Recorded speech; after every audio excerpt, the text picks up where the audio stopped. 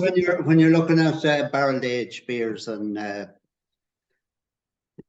those sort of kind of annual sort of releases, it's a little bit different than if you're doing your puffable blonde ale or whatever. So yeah, exactly, and that's where, you know, if it is a lager or if it is a blonde ale or if it is something a little bit more robust into the amber and into the stouts, they're beers that can tolerate variability.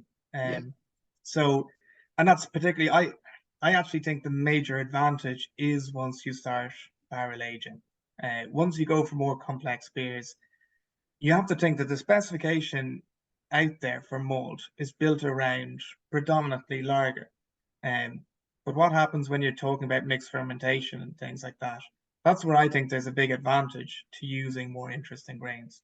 The single release once a year, why do you care as much that it's exactly the same as last year? You know, it's a one-off.